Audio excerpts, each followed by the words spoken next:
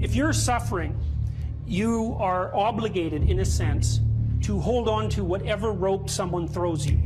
Life can be meaningful enough to justify its suffering. You can tyrannize yourself into doing things, but I wouldn't recommend it. What I would recommend instead is that you ask yourself what you're willing to do.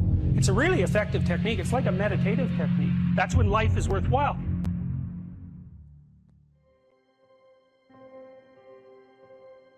I don't know exactly what's going to help you, but don't arbitrarily throw out any possibilities because you might not have that luxury.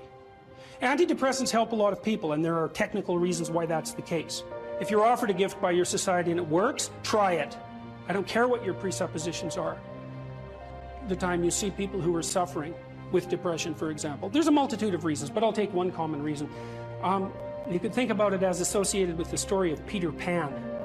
Peter Pan is someone who won't grow up, right? Now the problem with Peter Pan is he gets to be king, but it's king of Neverland. Neverland doesn't exist. So being king of nothing isn't that helpful.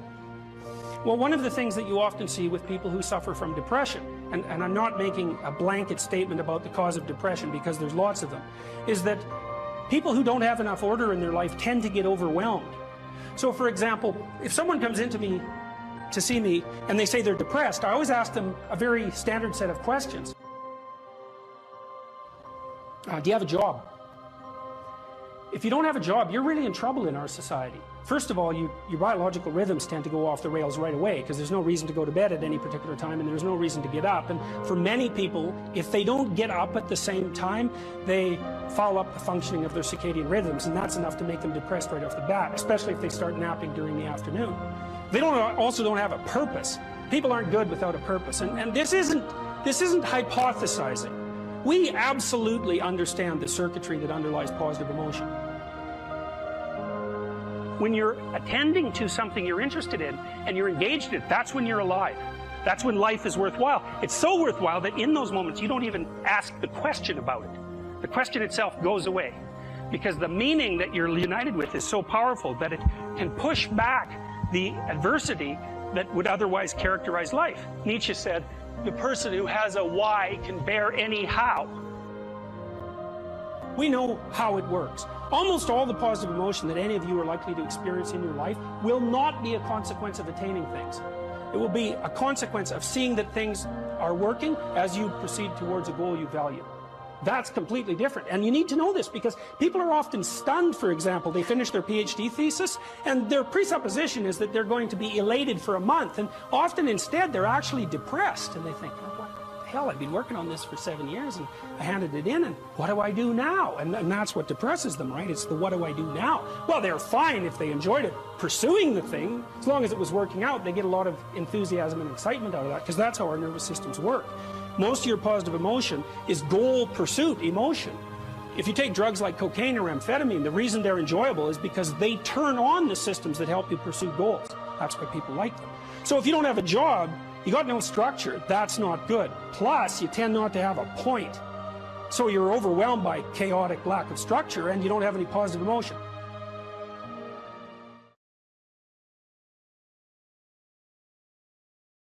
It doesn't matter what your personal circumstances are. There's always something that isn't right near you, isn't correct, isn't laid out properly, that you could just fix if you wanted to. There's no shortage of opportunities to do that. You can do that in your own mind. You can do that in your own room. You can do that in your own household, in your local community. And maybe if you get good at doing it at all those levels, then you can start to look beyond that. If you adopt an attitude that the role that you should play is to make things better wherever you are, however you can, that what would actually happen would be that things would get better wherever you are. The world shifts itself around your aim because you're a creature that has an aim. You have to have an aim in order to do something. You're an aiming creature. You look at a point and you move towards it. It's built right into you. So that sets up the world around you.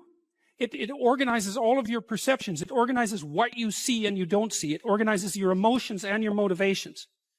So you organize yourself around that aim. And then what happens is the day manifests itself as a set of challenges and problems. And if you solve them properly, then you stay on the pathway towards that aim. And you can concentrate on the day. And so that way you get to have your cake and eat it too, because you can point into the distance, the far distance, and you can live in the day. And it seems to me that that makes every moment of the day supercharged with meaning, because if everything that you're doing every day is related to the highest possible aim that you can conceptualize, well, that's the very definition of the meaning that would sustain you in your life. An uphill trajectory is actually even better than being somewhere good, as far as I'm concerned, because one of the things that really makes your life meaningful is the clear realization that you're headed somewhere better than you are now. And then it's even better if you also understand that there's a direct causal relationship between the things that you're doing and the steepness of that incline. There's two modes of being in the world, right? There's one where you adopt the responsibility for living properly, for being properly, and you make the sacrifices necessary for doing that, and then everything will flourish properly. And the other one is a pathway of resentment and bitterness and rejection and genocide. If you make your life 0.1% better a week, man, in 2 or 3 years, you're in such a better place than you were that it isn't even like the same domain. And if you keep that up for 10 years or 20 years, especially if you're young and you start early, you start to straighten yourself out and fix the things that you can fix, you can transform your lives in ways that are completely unimaginable. And God only knows what the upper limit of that is in terms of human possibility. What you're actually made of, what you're made of is what you encounter when you voluntarily encounter the unknown. And so the more you voluntarily encounter the unknown, the more you get made of. And the more you get made of, the more there is to you. And then the more you're good at encountering the unknown and restructuring order and calling forth proper order out of the potential of being. And God, you got to think, why wouldn't you do that since you can do that? The fact that you're fragile is actually a precondition for your heroism, because if you weren't fragile, then there'd be nothing heroic about doing something difficult, right? Because if you couldn't be hurt or damaged or defeated or end up in failure, then where's the moral courage in the endeavor? It has to be that the fragility is built into the courage. People denigrate the opportunities that are right in front of them. And there's no reason to do that, because what's right in front of you is the majesty of being. That's what's right in front of you. It's inexhaustibly complex and full of potential, and there's no reason to assume that wherever you happen to be isn't as good a starting place as anywhere else. Well, I know some people have terrible, terrible lives. They're in situations that are absolutely unbearable. But I also do know that even situations like that can be made a hell of a lot worse by the worst kind of attitude. That's for sure.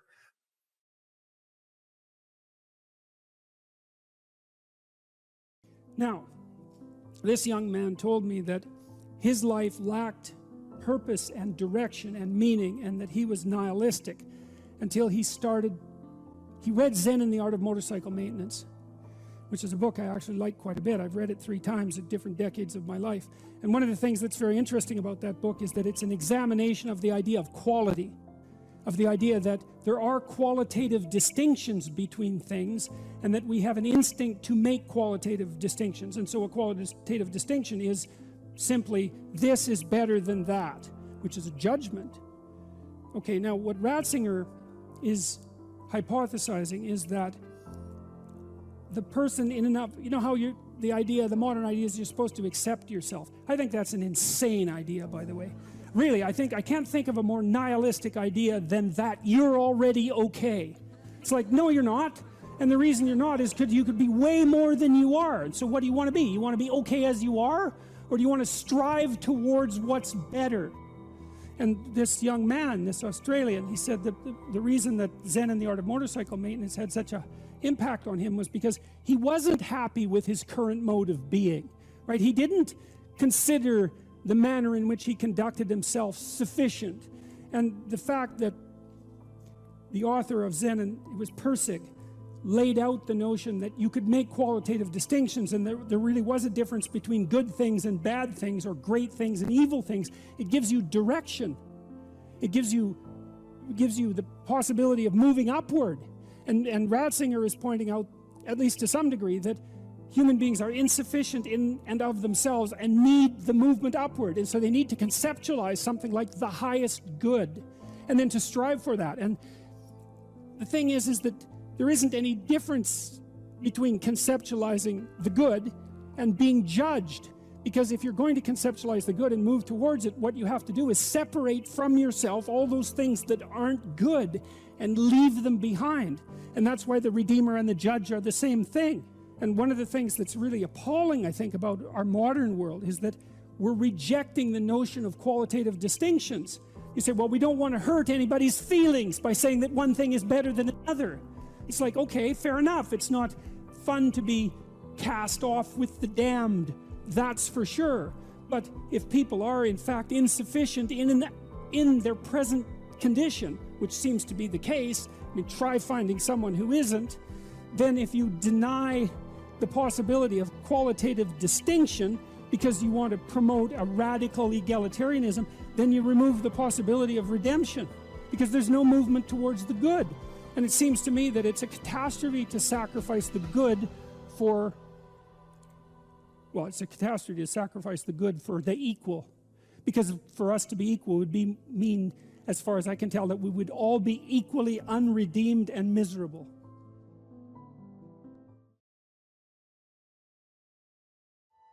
You don't have to necessarily have done anything wrong for things to get completely out of control. It's a terrifying doctrine, but it's not a hopeless doctrine because it still says that there's a way forward, there's a pathway forward, and the pathway forward is to adopt a mode of being that has some nobility so that you can tolerate yourself and perhaps even have some respect for yourself as someone who's capable of standing up in the face of that terrible vulnerability and suffering, and that the pathway forward, as far as the existentialists are concerned, is by, well, certainly by the avoidance of deceit, particularly in language, but also by the adoption of responsibility for the conditions of existence and some attempt on your part to actually rectify them. And the thing that's so interesting about that is, well, two, as far as I'm concerned, and some of this is from clinical experience, you know, if you take people, and I've told you this, and you expose them voluntarily to things that they are avoiding and are afraid of, you know they need to overcome in order to meet their goals, their self-defined goals. If you can teach people to stand up in the face of the things they're afraid of, they get stronger. And you don't know what the upper limits to that are, because you might ask yourself, like, if for 10 years, if you didn't avoid doing what you knew you needed to do, by your own definitions, right, within the value structure that you've created, to the degree that you've done that, what would you be like?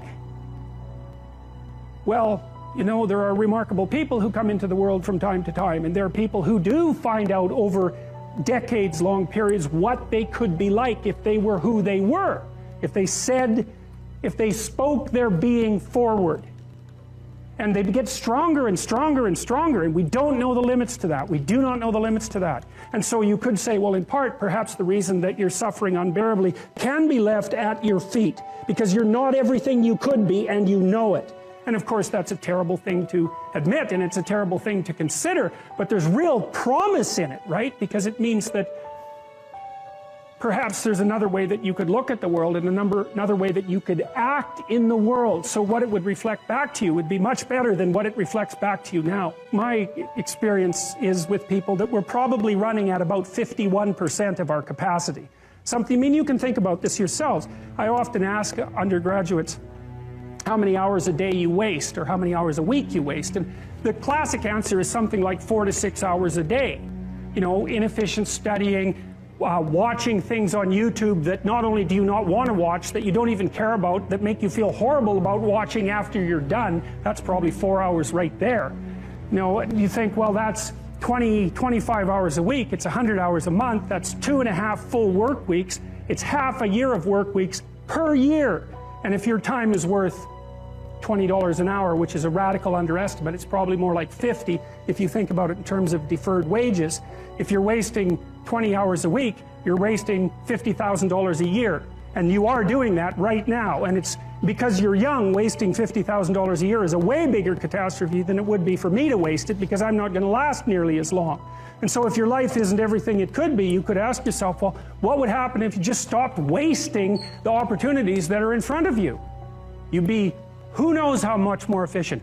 10 times more efficient, 20 times more efficient. That's the Pareto distribution. You have no idea how efficient people get. It's off the charts. Well, and if we all got our act together collectively and stopped making things worse, because that's another thing people do all the time, not only do they not do what they should to make things better, they actively attempt to make things worse because they're spiteful or resentful or arrogant or deceitful or homicidal or genocidal or all of those things all bundled together in an absolutely pathological package. If people stopped really trying just to make things worse, we have no idea how much better they would get just because of that.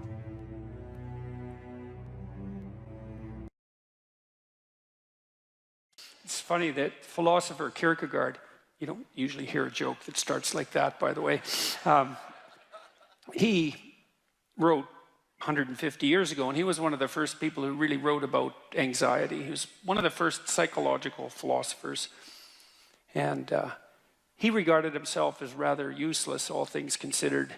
And he wrote a section in one of his books about all the industrialists that were operating in Europe at that time, trying in every possible way to make life easier and easier and more efficient and productive for everyone, which was definitely happening during the Victorian period, and Europe was rapidly transforming into an industrial powerhouse. And he said, someone as useless as him, with an orientation towards being a student who liked to sit and contemplate ideas and talk in cafes and smoke cigars and drink, could never do anything to make anything easier for anyone than everyone was already trying to make it. And so he thought that his task would be to make things more difficult for people, because there would come a time when what people wanted wasn't more ease, but more challenge and more difficulty. And that's really smart, you know, and it's witty and it's true. And one of the things that I've come to understand, I believe, is that,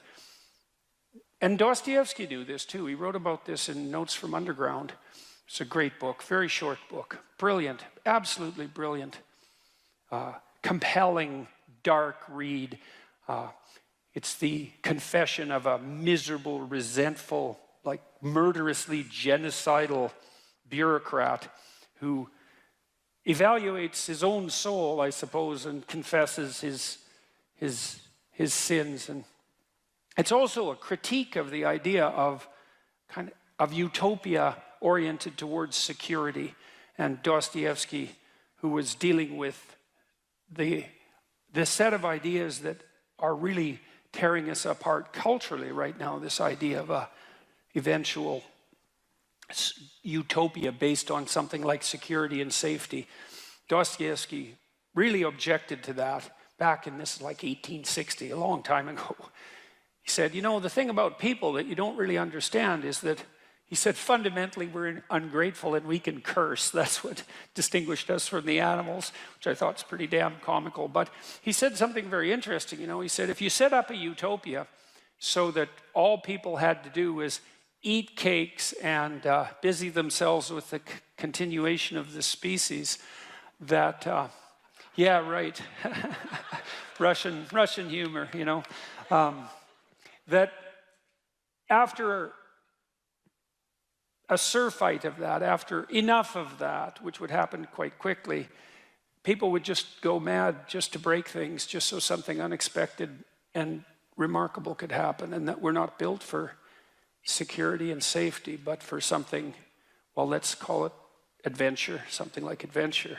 That's a good thing to know, you know, because you don't want to suffer unduly.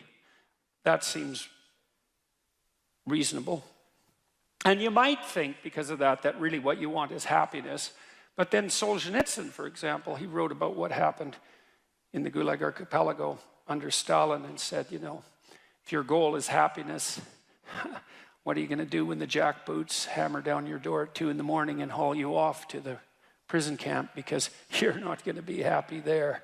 And so, you know, happiness is a boat that's easily capsized and the waves are always there. And so if your philosophy is one of, say, impulsive happiness, same sort of thing Dostoevsky was pointing at, and Kierkegaard, then you're not prepared when all hell breaks loose. And all hell, it will absolutely 100% break through at some point in your life, and you're lucky if it won't be decades. It'll certainly be some of it, and it might be a lot of it, and for some of you it's going to be damn near the whole thing. And so if what floats your boat is happiness, you're going to be capsized by the first decent wave. And so then you might ask yourself, what do you have instead of happiness that might be even more reliable? And I do think that adventure is more reliable than happiness. And in the Old Testament story of Abraham, founder of the Abrahamic faiths, and obviously what would you call it, a crucial figure in the development of world culture, Abraham is presented as a late bloomer, to say the least. He's like 83. People lived longer back then, at least so the story goes. And he had a very rich father by nomadic standards, and he could just sit around in the tent all day, and a doting mother and a rich father. He could just sit around in the tent all day and eat peeled grapes and busy himself with the continuation of the species. And but God appears to him and says, "Get away, get out of your security, get out of your comfort, leave your family, leave your community, leave your nation, go out into the world." And it's very interesting. It's a very interesting story. It's very interesting to contemplate it from both a psychological and a religious perspective, because what God is presented as in that book, which is a crucial book as I said, for world culture, is God is presented as the manifestation of the Spirit that calls even the too secure and pampered to adventure. And then Abraham has a pretty rough time when he goes out and has his adventure.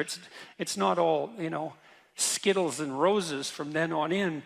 Quite the contrary. And he runs right away into like a conspiracy of elites to steal his wife. He runs into tyranny, runs into starvation. He encounters war. It's like he goes out in the world and he has the whole tragedy of his life, both on the social and political front and individually, But the promise is the promise of adventure, and the implication is that if you have a sufficient adventure, then that cannot so much protect you from suffering, because perhaps that is impossible, but to justify it. And because you kind of know this in your own life. When you look at your life, you might look back on travails that you've undertaken, and they've done end-of-life surveys with people and asked them what they regret. And, people don't regret what they did that didn't work. They regret what they didn't do that could have worked. They regret the chances they didn't take. And, even if you do an evaluation of your biography, one of the things that you want to be able to say to yourself is something like, maybe there's nothing better you can say to yourself than this. You can think about this for yourself and see if it's true. That was extraordinarily difficult, but it was worth it. And, it's not like you can have one of those without the other, because you can't imagine that you could have some confidence in what you've managed to accomplish, right? The kind of confidence that would instill you with a certain genuine sense of self-regard despite your fundamental inadequacy. To have that fundamental sense of self-regard that's grounded in something real, it has to be based in a narrative that approximates that was extremely difficult, but it was worth it. You have to have both of those. And so that's interesting, because one of the questions we always ask ourselves, this is the theodicy question, technically. You see the suffering in the world, you see the suffering of children, you see maybe your own children or your suffering, and you wonder, well, how can reality be constituted so that I can have faith in its essence when there is so much suffering? And one answer to that is something like, well, how much suffering do you want? And you might think, none. It's like, yeah, I don't think so. I don't think that's right. At least you want something approximating optimized challenge. So you could say, at least you want to be pushed to your limit. And maybe you find the most exciting times in your life. In fact, you'll pay for this. You'll pay to have this experience, to be pushed to your limit. Not beyond it, or maybe even a bit beyond it, And maybe not so far beyond it that you crumble and break and things fall apart. But, could you be pushed to your limit optimally if there wasn't the possibility of falling apart and breaking? That's an open question. How are you ever going to take something seriously if the consequences aren't actually serious?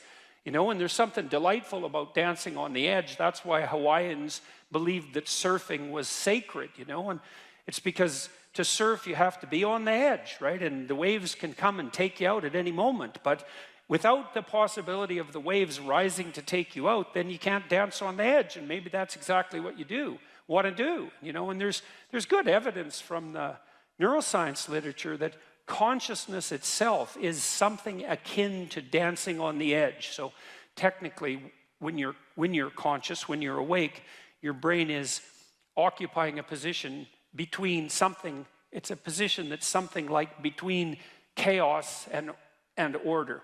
And if your brain's maximally ordered, well, you're just bored, nothing is changing. And if you're chaotic, then it's anxiety and catastrophe. But you want to be positioned right between those two, and that's when your consciousness is optimized, you know. And when your consciousness is optimized, then you're deeply engaged in life, and everything seems alive and meaningful. And maybe that's the solution in some profound sense to the problem of suffering. It's that you optimize your interaction with chaos rather than being protected all the time from everything that could hurt you. And you kind of know this too if you have kids, because you don't want to keep your kids in an infantile state, and because when they're infants, pretty much what you do with them, say they're 6 months and younger, is you just keep them secure and safe, right? You just provide everything that you can for them. You have to do that because, well, what are they going to do? They just lay there fundamentally and squawk now and then. I mean, it's not like they're ambulatory. They can't go out and do things for themselves, and so it's up to you, and your goal is to keep them secure and safe. But once they start being able to move around, then increasingly it's sort of up to them. And if you have any sense as a parent, the psychoanalysts used to say, the good mother necessarily fails. And what did they mean by that? They meant, well, you know, if you're committed to your infant when you're a mother for the first 6 months, it's like it's all the kid, 100%, full self-sacrifice devoted towards the infant. That's the right attitude. But even by 9 months, child can crawl around quite a lot. They're developing something of an independent will. You start handing them challenges. You start handing them responsibility, and you keep them on the edge. And some of your kids are going to be able to be pushed harder than others, and part of the reason you have to develop a relationship with your kids, and your husband for that matter, is so that, you know, you can keep them dancing on the edge, on the proper edge. And that's even better than the mere provision of security. Are you depressed, or do you just have a horrible life? And those are not the same question, because if you're depressed, you have a life that in principle should work, but isn't. And so you come and say, look, I've got a lot of things going for me. You know, I've got a good job, I've got a good family, my wife loves me, but man, I'm miserable all the time. It's like, okay, well, let's delve into that a bit more deeply. But that kind of sounds like depression. But then you might come and say, well, I'm miserable, I'm suffering, I don't even want to be alive. And then I might ask, well, do you have an intimate partner? Well, no, not really. And I have had a history of catastrophic relationships. Do you have any friends? Well, you know, I have this one person I phone like once every month or so. But other than that, no, I don't really see anyone. Well, do you have any close family? No, my family's pretty fractured. I don't get along with my mom and dad. I don't see my sisters or my siblings much. It's like, well, how about a job? Or how about a career, or failing that, a job? It's like, well, I've always kind of been underemployed, and I just lost my job, and you know, that's not going very well, and so on. You can walk through someone's life, and you can find out if they're reasonably embedded in a hierarchy of social institutions. And if the answer is no, no intimate partner, no family, no children, no friends, no job, no career, no educational pathway, no engagement in civic responsibility, let's say, no church attendance, no spiritual life, no routine. It's like, well, you're not depressed, you just have a horrible life. Multidimensionally. Like, it's no wonder you're depressed. There's nothing in your life that is working. But it's interesting because that's not exactly a diagnosis at the level of the individual.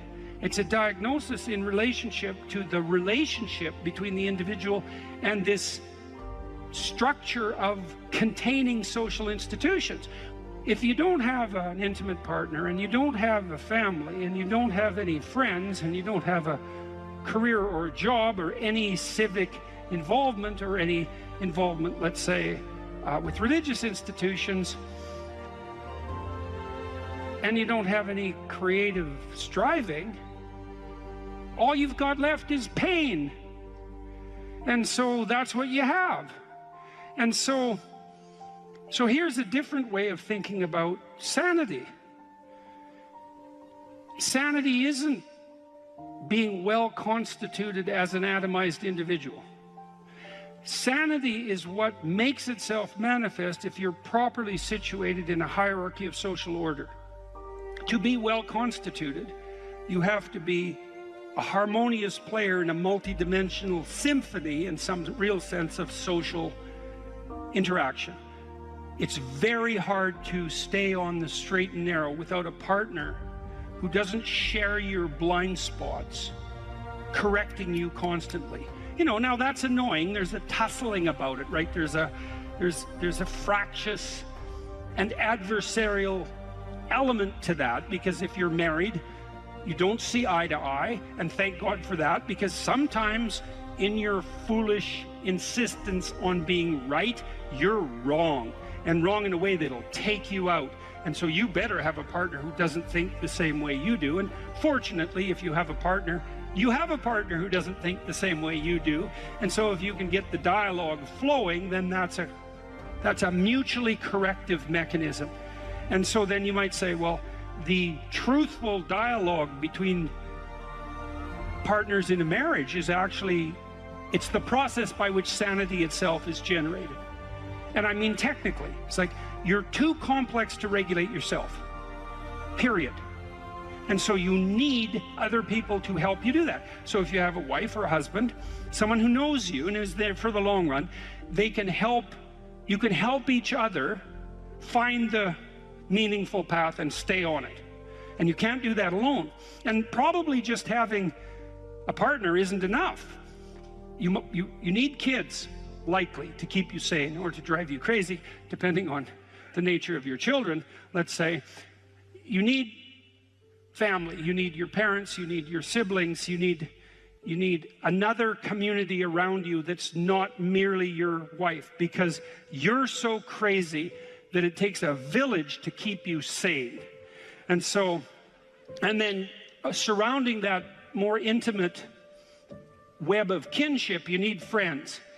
And friends keep you sane. Well, how? Well, you have to act in a manner that makes them want to be around you to have friends. And that means that to maintain your friendships, you have to be saner than you really are, right? You have to be, they have to be able to enjoy their time with you. If you practice forthright and voluntary exposure to that which terrifies and dismays you, it transforms you. And we really know this as psychologists. We even know there's more and more evidence suggesting, for example, that if you imagine you adopt this attitude of voluntary confrontation, that changes you psychophysiologically. So much of the biochemistry of motivation and emotion is transformed when you take a stressor which could be oppressive and paralyze you and cause you to withdraw, and you reverse that and you decide to advance.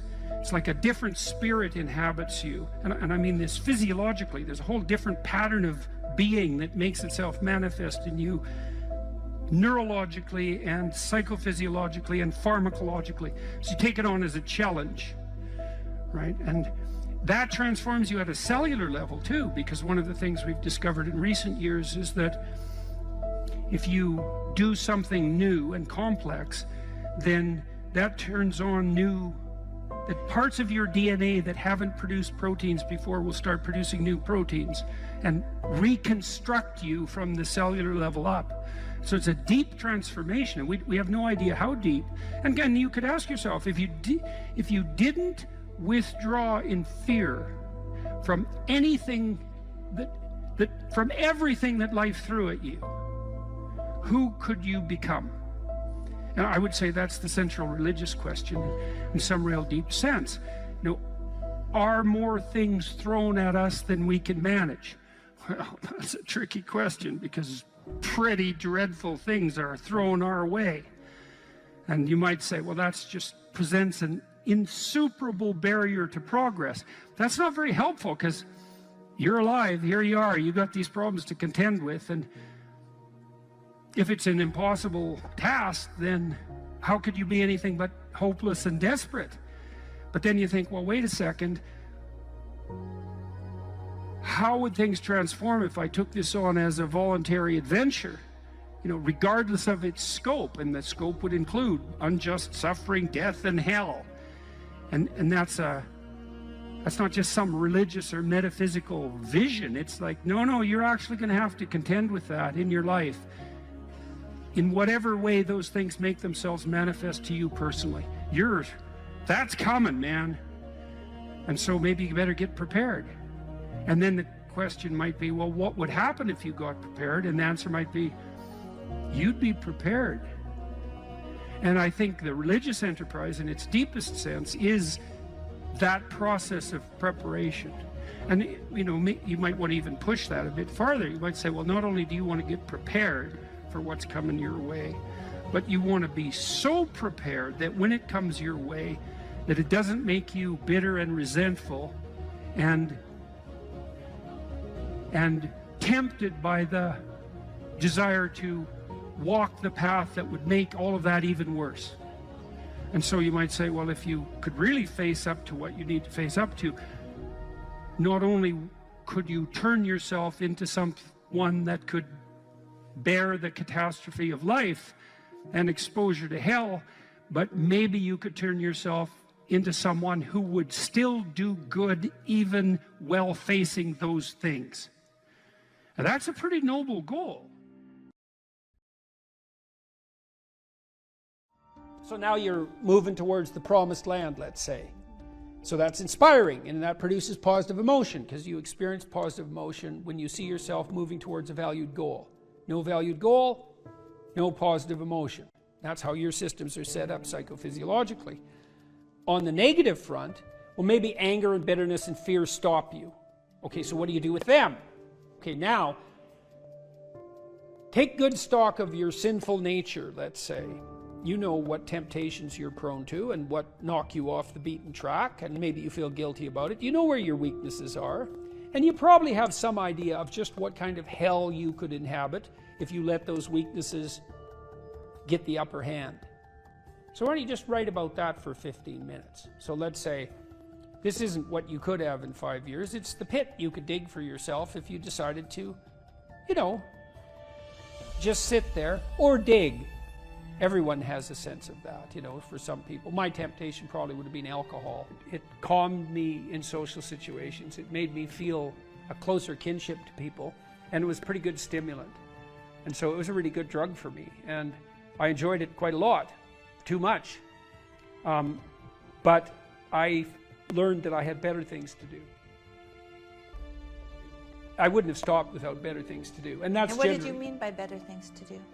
Well, I was writing my book, Maps of Meaning, when I was still carousing as a graduate student. I'd started to put my life together by that point quite a bit, but I was still a party animal and very social. And but I found that I couldn't think hungover. And not only that, I couldn't handle the emotional tension of what I was dealing with intellectually. It was too, because, you know, if you're hungover, your emotions are more sensitive, especially your anxiety. And the work I was doing was way too demanding emotionally, because I was dealing with historical atrocity, and the motivations for that was just too damn dark, you know, to be dealing with hungover. Plus, once I had written a fair bit and was editing, once you've edited your work to a substantial degree, you have to use finer and finer gradations of judgment to continue to improve it. And if you're fuzzy-minded at all, if you've impaired your judgment, when you edit, you can make it worse, not better. And then I also realized that the only times I really regretted my actions was when I was drinking. Because it disinhibits you, and that's fun. That can be really fun. But I'd wake up the next day and think, yeah, I was a little too provocative. I was a little too aggressive. I was a little too mean-spirited in my wit. A little too egotistical, or maybe more than a little on all of those fronts. A little careless in my choice of partner. A little uncontrolled in my social behavior in places I shouldn't have been, because I was starting to, I was a graduate student and a teacher by that point, and I was interacting with professors, say in the social milieu. Grew, yeah, well, it wasn't the time to be drunk. That just wasn't good. That worked in northern Alberta to some degree in some subcultures, but in those situations it just made me look like a fool. Well, it made me into a fool, not just look like one. And then when you and I got married, I didn't, and we were going to have kids. I thought, well, I'm not drinking when I have kids. Yeah, I wanted children. Yeah, and you want to grow up at that point. And besides, I was ready to dispense with all of that by then. People are often afraid of moving forward, and no wonder. But you should be way more afraid of not moving forward. And so if you get that hell behind you, it's like, well, do I want to go there? Well, I don't have the effort, the energy. I'm not even sure that it's the right thing. It's like, well, do I want to go back there? It's like, no, definitely not that. And if you don't feel that hell, then you're not nearly as motivated as you could be. Because if you have any sense of just exactly how bloody dismal and dark things could get, then, and that's right there for you. And that was one thing that... I thought it was helpful. I thought it was helpful when I did the future authoring to think about where I would go if I went to the wrong place. Why? Well, it's just good to know how you will fall apart. Yeah, well, that and then it's you possible? can. Well, and you can also ask yourself, and studying historical atrocity also helped me with that. It's like, well, do you want to be a what would you call a sadist? You're bitter and resentful. You want to hurt other people? Is that where you want to end up? You want to lie and deceive? Because that's where you end up if you lie and deceive. You want to be resentful and bitter? Because that's where you end up if you're resentful and bitter. Yeah, but sometimes, people, they just don't know what to do about it. So your program helps them to make a plan. Yeah, well, and the plan is really, look, we're visionaries, man. Human beings are visionaries. Really? Well, I found when I did the self-authoring, the 15 minutes of writing that I did, the dreaming I did, when I wrote about my future and just dreamed of what it could be like if it was just what I wanted. Yeah. And then outlined the goals, because you outline goals after that in the future authoring. Those things that I had identified appeared in my life. Those. Yeah, well. And that was quite shocking to me. Well, the thing is, you look at the world through a goal-directed framework. And so when you switch your goals, what appears to you in the world switches. It's mystical in a sense, but in another sense, it's just understandable. It's like, well, if I look that way, I see the TV and the couch, and if I look this way, I see you in the chair. Well, that's not that mysterious, but what I've done is I've changed the reality that manifests itself to me just by changing the direction of my orientation. Well, we do that metaphysically as well. And so, for example, if you decide that you're going to be courageously trusting towards people when they offer you an opportunity, even though you're skeptical and timid, but you decide, no, I'm going to have some faith in people, so I'm going to be courageous and trusting, then when they open a door to you that's an opportunity, you'll think, oh, that's a door I could walk through, instead of thinking I'm moving into a trap. And it's the same reality in some sense, but the way that you're interacting with it changes. Well, it can change. It can invert. It can change so radically that it barely looks like you're living in the same world. There are a lot of potential interpretations that you can validly lay on the world. And some of them are extremely positive, and they still work. And wouldn't that be lovely if you could lay an incredibly positive vision on the world in a calculating and strategic manner, not an instrumental manner, right? Because you're aiming at something genuinely good. And that would work. And that is how the world works. One of the things I loved, maybe we can end with this too. One of the things I loved about my clinical practice, I loved this. It was so good, and I miss it. We were always working. The best parts of me and my client were working together to make everything about their lives better. And it worked. You know, like I had lots of female clients who tripled their income in 4 years. They didn't even think that was possible. It's like, well, I don't make enough money. I'm barely making ends meet, single mothers. I have no idea what to do. I don't like my job. It's like, well, let's make a plan here. You know, what do you want? Well, I'd like to make this much money. Why don't we double that? And just, because you're going to aim at something. Some people do make more money than that, so maybe it could be you. Well, is that even possible? It's not even possible. It's like, well, let's just assume that maybe it's possible and see what you'd have to do. Well, you got to get your CV together. Well, it's full of holes. Okay, well, let's fix the holes. Okay, now you got to get a plan. Well, I'm not very good at interviews. Okay, let's practice interviewing till you're not just good at it, you're looking forward to it.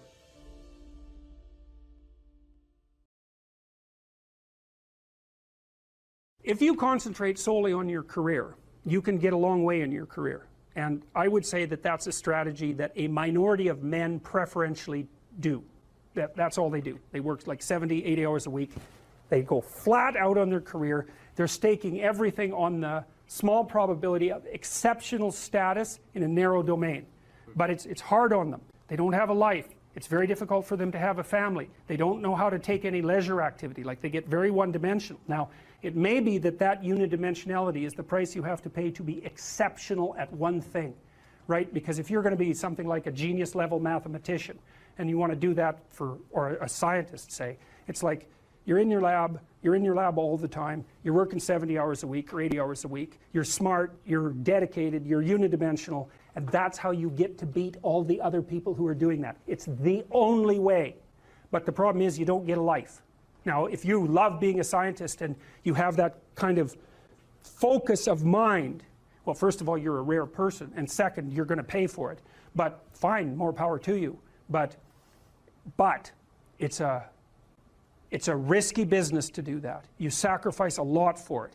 You know, and I would say most often, if you're speaking about having a healthy life, that isn't what you do.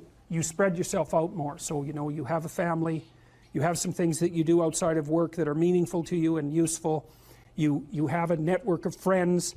Well, those 3 things alone, or 4 things alone, are plenty to keep you well oriented. And then if one of those things collapses, you know, everything doesn't go.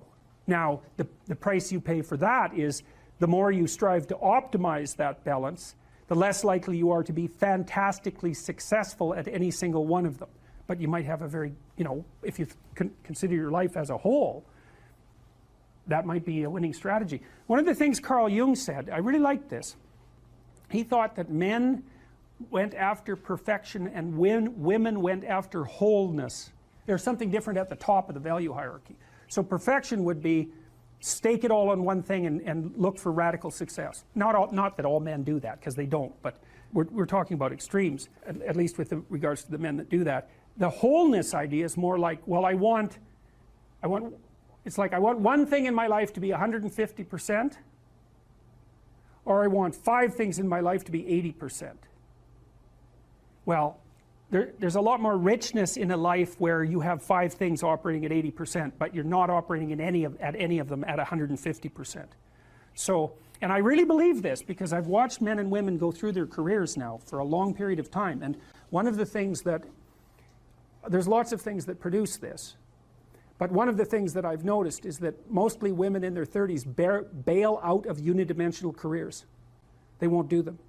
They won't put in the 80 hours a week that they would have to put in order to dominate that particular area. And it isn't, the reason that they won't do it is because they decide it's not worth it. And no wonder, because why would that be worth it? You have to ask yourself that. It's like, well, you want to be an outstanding scientist. It's like, okay, really, that's what you want, because that means that's what you do. Because you're competing with other people, you know, they're smart, they're hardworking, and if you want to be at the top, you have to be smarter and work harder than any of them. And working hard means working long hours. I mean, it also means working diligently, but in the final analysis, it's also an additive issue. If I'm smart and hardworking and I can crank out for 70 hours a week, and you do it for 30, it's like, in 2 years, I'm so far ahead of you, you will never, ever catch up. So, anyways. And I think partly, maybe part of the reason too that women are oriented that way more than men, I think there's two reasons. One is socioeconomic status does not make women more attractive on the mating market, but it does make men more attractive. And the second is women's time frame is compressed, right? Because guys can always say, well, I'll have kids later. And they can say that till they're like 80. Whereas women, it's like, no way, man. You got to get it together by the time you're, let's say 40, but really probably by 35, but definitely by 40, because otherwise it ain't happening. And that's bloody dreadful. One of the common routes to extreme unhappiness is to want children and not have them. I wouldn't recommend that. You know, you see couples who are in their 30s. 1 couple in 3 over the age of 30 has fertility problems. That's defined as inability to conceive after 1 year of trying. 1 in 3. So it's worth thinking about, because people are very, very unhappy if they want to have kids and then they can't. Man, you're in the medical mill for 10 years if that's what happens to you. We've got a hypothesis that we're still working out that's supported to some degree by the relevant literature. So imagine that you're looking for a stable partner, right? So you might think, well, what do you want in a stable partner? And at least in principle, one of the things you don't want is too much mismatch between you and that person on the 5 fundamental dimensions. So for example, if you're really extroverted and you have a really introverted partner, you're going to engage in continual conflict about how much social activity the two of you should subject yourself to. And it's very, very difficult for people who widely differ on those dimensions to come to consensus, because it's not just a matter of opinion, right? It's really a matter of different, if you're looking at extremes, of really different types of people. And the thing about introverts is they just don't enjoy large-scale social interaction that much. One-on-one they're often fine, but in a group they don't like that, and it tires them out. Whereas a real extrovert, it's like you isolate them and they just wither on the vine, because a huge part of what actually motivates them in a positive way is tangled up with social interaction. And so if you're an agreeable person and you have a particularly disagreeable partner, you're also going to run into problems, because the agreeable person will say whatever you want, whenever, and the disagreeable person will say, well, I'd like to know what the hell you want for a change, and be much more harsh and much more demanding in the situation. And the agreeable person is going to find the disagreeable person harsh and unpleasant, and the disagreeable person is going to find the agreeable person wishy-washy and unable to stand up for themselves. And again, that's actually one of the primary sources of tension between men and women, because women tend to be higher in agreeableness than men. It's about half a standard deviation, which is quite a large difference by psychological standards. And so what that means, I probably haven't got the statistic quite right. If you have a group of men and women and you pick out random pairs, the woman is going to be more agreeable than the man 60% of the time. So that's not an overwhelming proportion, but it's reliable, and it's quite large by psychological standards. So there's the problem with agreeableness. With conscientiousness, well, if you're conscientious, you're industrious and orderly. And orderly people seem to be sensitive to disgust, which is something we'll talk about in detail later. We've had a hard time specifying exactly what makes industrious people industrious, because it's hard to come up with an animal model for that sort of thing, and there's no theoretical model. But our latest idea is that, it's not my idea, it's actually the idea of my graduate student, Christine Brophy, is that industrious people find it unpleasant and unsettling to not be doing something. If you work 13% longer hours, you make 40% more money. It's non-linear. So you think, why is that? Well, imagine you had 10 employees and one of them works an extra 10%. It's not much.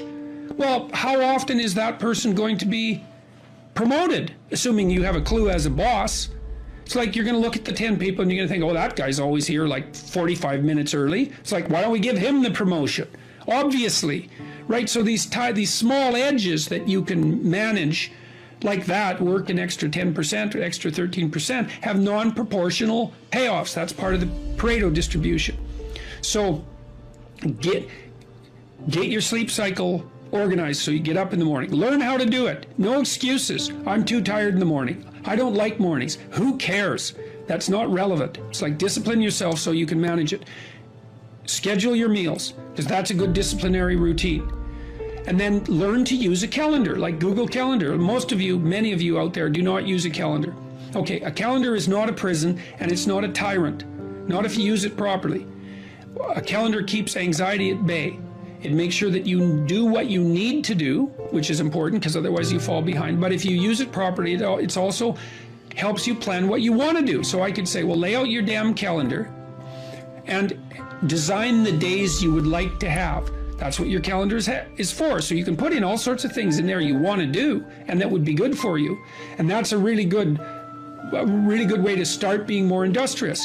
Make a plan. You need a plan for 3 years.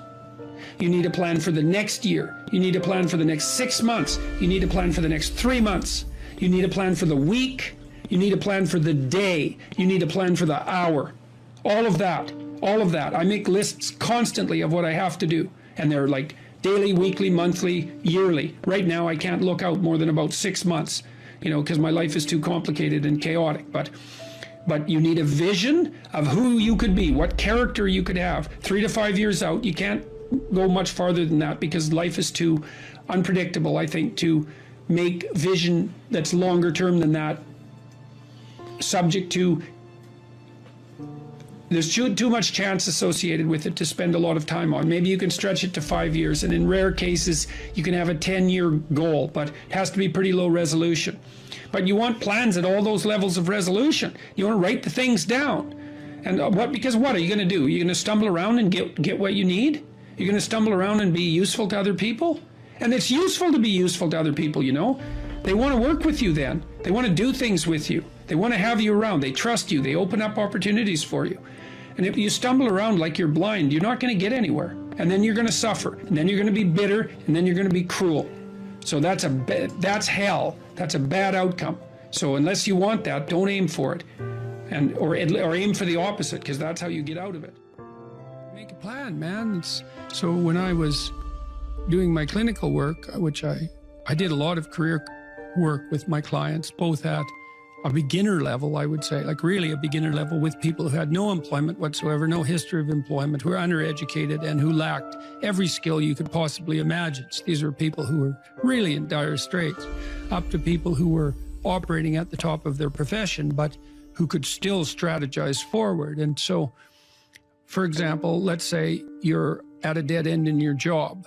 Okay, so I don't find my work meaningful. All right, so that's a problem statement. It's like, well, why not? I find the work I do repetitive and boring and without spirit. I have a bad relationship or a neutral relationship with my boss who doesn't know who I am. I have problems with coworkers. All of that needs to be differentiated, right, and analyzed in detail. So we might say, for example, let's say you believe that you're undervalued at work, and maybe you are. What you need to do is you have something to say, and we would have to figure out what it is that you have to say. But it would be some variant of, I'm bringing more value to the table than I'm being compensated for, and that's demoralizing me.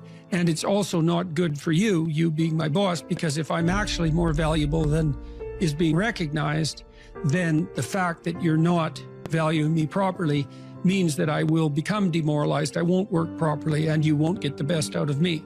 So it's bad for both of us. And if your boss is in principle not amenable to such a discussion, then what you should seriously consider doing is finding another job.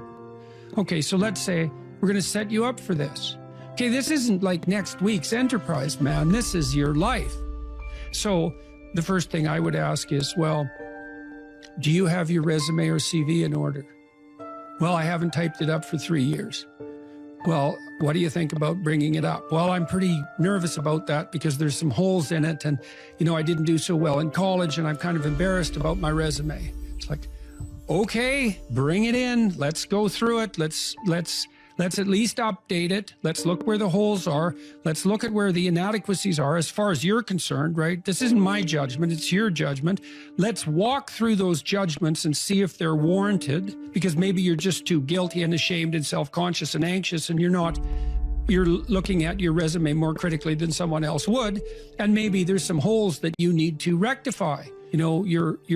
you were 2 courses away from your BA and you dropped out or something like that. Well, maybe we need 6 months to address that. And at least, even if you can't be fully educated, you could be taking some courses online. And so when you went to a new job interview and they said, what about this hole? You'd say, well, I came to terms with that 6 months ago, and in an effort to rectify it, I'm taking the following courses, and here's my plan for completion. That's a really good answer. And anyone with any sense who's interviewing will accept that as an indication that although you're not perfect, and who is, that you have a good plan and that you've thought it through. Like, that's the kind of answer that in all likelihood will cement your candidacy for the position. Okay, so now you're going to go to your boss. Well, you have to have your CV and your resume in order, and you have to be able to stand on it solidly, and which at least means that you're prepared to address the inadequacies in a credible, realistic, believable, and truthful manner. All right, now what you do is apply for like 10 jobs. You don't have to take them, but maybe you have to go to an interview or 2 or 3 or 4, and maybe there's a bunch of opportunities out there for you that you didn't even know about. And maybe someone offers you a job. And so now you can go to your boss and say, here's the situation I'm in here at work. Here's my evaluation of the problems in relationship to me. Here's what I could do for you if you gave me a 40% raise and the opportunity to progress, but I'd like to see a plan for that. And I've been looking for other opportunities before conducting this discussion, and I have some.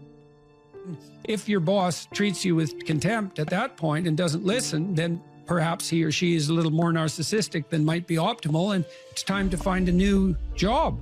But this isn't something you do trivially. And so when you're doubtful, say you're trapped, you ask yourself, well, why am I trapped?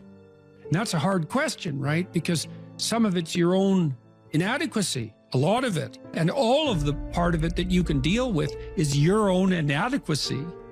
So even if it's unfair, you know, even if you're hemmed in for any number of reasons, inappropriate, like ethnically predicated oppression, let's say, or maybe you're in a workplace that really is sexist in some fundamental sense. Well, that's not good. It's not just, it's not fair, it's not meritorious, all of those things. And maybe you shouldn't be there. But what you can do to begin with is every bloody thing you possibly can do to put yourself in the most virtuous and powerful negotiating position possible. And you have to think like a snake in some sense to do that. You got to get the details right. You have to be prepared to bite, and you have to have your eyes on the prize, so to speak.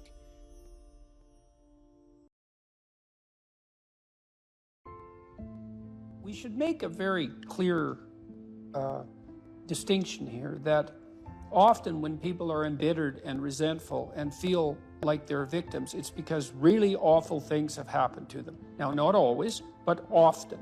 And so then the question is, well, if you're in a situation and something really awful is happened to you or has happened to you, then, well, why shouldn't you feel like a victim? And is there a better alternative? And part of what you were trying to lay out in this part of the book is what those better alternatives are. So part of looking for that hero is to find out from someone else's example. In your case, it was your mother, but these other sources that you described of people who were in a sort of hell in an undeniable sense, but who chose in a very real way to make it as good as it could possibly be given the circumstances. And so they had to turn to sources of power, let's say, and strength and fortitude and resilience that weren't in some sense obviously associated with the catastrophe. I mean, in your mother's case, it's a pretty tragic situation. She's a young mother, she has young kids, now she has breast cancer, and she fights a losing battle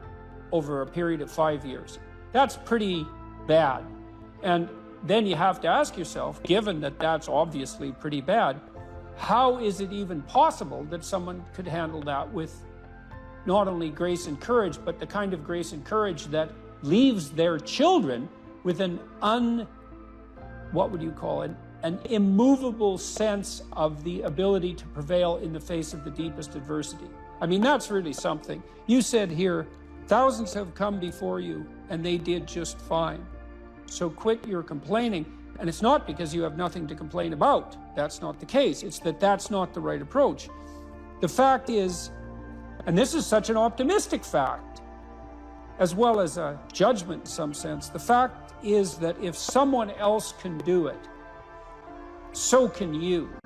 And that's something, right? If you're reading about the great heroes in history, people who are in these terrible situations, and you see someone rise to the occasion, and then you can say, well, that was a person who did that, and I'm a person, and so maybe I have that capacity too, even though I don't know how to approach it. And then some of the rest of your book, much of the rest of your book, I would say in some sense is a guide to help people figure out how they could approach that. One of the things you point out first is, well, notice who you admire, and then maybe try consciously practicing becoming like that. When you see someone in the depths of genuine suffering, hopefully what you're trying to do is to throw a lifeline, and one possible lifeline is compassion. And that's probably the right lifeline to throw an infant, who's suffering, that sort of overwhelming compassion. But for someone who is an adult or making progress towards being an adult, the lifeline that might be thrown is, there's something within you that would let you be more than you are, and much more, and maybe enough more so that you could actually deal with this suffering so it didn't turn into hell and take everything along with it. And there isn't anything more optimistic than that. You say something here, which I think is extremely, I'm going to read something from your book here. It is true that character is to some extent innate. I would say what that does is that it provides each of us with a range of talents and a range of temptations. And so it's something like that. So it's the hand we're dealt, and there's certainly a genetic element to that. Our genetic makeup imbues in us certain proclivities. But it is as true that character is mostly a consequence of choices. Strangely enough, we all make them, and we should make them deliberately, with the knowledge that these choices are part of our responsibility toward a purpose other than our own selfish aims. That responsibility is to your family, friends, community, and country. That's something that conservatives put forward as a pathway to virtue. And what's so interesting about that, as far as I'm concerned, as an antidote to atomistic liberalism, let's say, that hyper-privileges the individual, is that it's definitely been my observation as a clinical psychologist that in the depths of misery, the capability that you have to be of service to other people, your family, your friends, your community, your country, that's actually a saving grace under such circumstances. And that people really find a deep and abiding meaning in that service. So it's not just finger wagging and the pointing towards duty. It's like, no, you don't understand that if you're in desperate straits, if your life has fallen apart, if you're nihilistic and miserable, and maybe you have your bloody reasons, because maybe you do, that's still the case that if you step outside yourself and you try to make the lives of other people better, that's the best possible thing that you can do for yourself.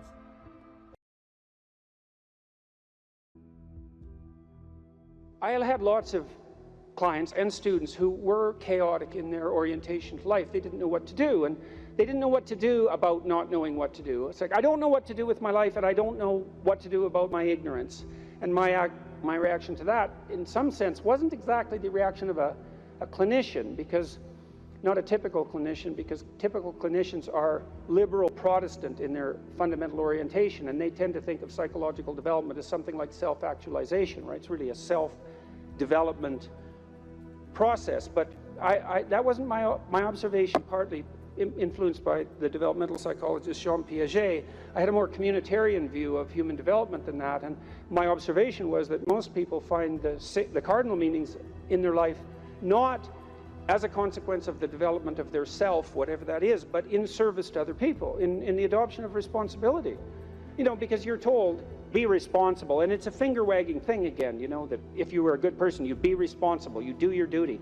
But no one ever says, well, because that's where you find the abiding meaning in your life, and you need that meaning to sustain you through suffering. And that's definitely the case. I was very ill for a number of years, and a lot of what got me through that wasn't my own special nature, let's say, but the support of my family and the support of my friends and the support of the broader community made a huge difference, not only psychologically, because I knew people were supporting me, but also practically. You build yourself a community, you sacrifice yourself in the service of other people, not so much because you should, although you should, but because that is where meaning is to be found, and you need a deep meaning to sustain you through tragedy. That's the arc. And you find that deep meaning, and you know, there's a notion that it's better to give to receive than to receive, and it sounds like a Hallmark greeting card in some sense, and people are cynical about that too. Well, yeah, you say that because you should be good and think that, but if you watch yourself, you'll see that it's true, because one of the things that's been really pronounced element in my life is that, you know, people thank me from time to time for things that I've done or said, and there isn't a better experience than that, you know, that you've put something out that's actually a manifestation of what you truly believe, and the consequence of that is part of the redemptive process for someone else. There is nothing that's better than that. Zero, nothing. In fact, I don't think there's anything that's even in the same conceptual universe of that in terms of its intrinsically rewarding properties. There's nothing better than to have people, perhaps particularly people you've never met, tell you that what you have been doing has had a salutary effect on their lives. And so that's a hell of a fine thing to aim for. And why not aim for it, you know? Because you could do it. If you put, I wouldn't even say necessarily that you put other people first, because I think that's a mistake, but I do think it's the case that you treat other people in the manner that you would wish to be treated if you were treating yourself properly. And that's also a sophisticated thing, right? To learn to treat yourself properly. Because that doesn't mean you get to fulfill every momentary whim, because that's what you do when you're 2, and 2-year-olds can't live without their parents. You know, you have to be wise enough to govern your current behavior in light of the future. And that's really what it means to be an adult. It's what it means to forestall gratification and to attain the responsibility of an adult. And the reason that you should do that, because you should, is because it's actually better, you know, in all ways. It's a panacea for suffering to adopt that responsibility. So I would tell my clients and students as well, it's like, well, let's just take a look at where other people find meaning, you know, and we'll see how your life matches with that. Do you have an intimate relationship? Yes or no? The right answer is yes. Now, maybe not for you, and maybe you don't right now, and maybe you have your reasons not to because you're a singular person in that regard, but probably not. Because that's like a third of life. And so if you don't have that, that might be one of the reasons you're not doing so well. And the fact that you don't have it might be an indication that you're not oriented in the proper direction. Oh, I can give you an example of that. I had many people question me when I was just on tour. This is a question that came up quite rapidly, often in the Q&A sessions. How do I find the right person when I'm dating? How do I find the person who's right for me when I'm dating? And I got that, or on the internet. I got that question like 3 times in a row, and I thought, because I always think this, what about that question? What's wrong with that question? Something wrong with that question. How about, how do I conduct myself so that I am the best possible partner? Now that's a whole different, right? That's a whole different conceptual universe, and virtually no one ever asked that question. And I would say, well, if you want an answer to the first question, which is how do I find the person who's right for me, you actually start by asking the second question, which is what can I bring to the table for someone else? And if you're really good at bringing something to the table for someone else, hey man, people might be lining up to be your partner. And if they're not, then you might think, well, maybe I'm just not bringing the right thing to the table. And that's worth thinking, especially if you're desperate, you're lost, and you're alone. It's like, maybe I got this wrong. And I usually sort of top that with the suggestion that even if you did find the person who was perfect for you, and they're that perfect, what makes you think they wouldn't take one look at you and run screaming away? And they likely would if they were that perfect, because, you know, really, are you that much of a catch? And if you think you are, you know, that might be part of the problem. So that's one, right? Intimate relationship. So I would say to you at the crossroads, develop a vision for your relationship. You know, there's a gospel saying, which is, of course, impossible to comprehend or believe. Knock and the door will open, ask and you will receive, seek and you will find. And people think, well, no way, the world's not constituted like that. It's like, it goes back to the idea of aim. If you don't aim at it, you're not going to hit it. And you know, it might also go back to a question about what do you mean by ask and what do you mean by want? Because it isn't just some casual request. You know, you're praying to God, I wish I could find my wallet or something like that, as if he's the casual granter of magical wishes, like a fairy with a magic wand. You know, it's not that. Asking means something like this: I am willing to give up everything that I'm doing wrong so that I can put things right, if I could know what right was. And that's you're on your knees when you say that, man. And maybe if you're on your knees, you get the answer. And so that's worth thinking about. So, you know, if you knocked and you wanted to walk through and you asked and you wanted to learn, you know, and you sought because you wanted to find, maybe you would receive and be answered and find, but not without aim.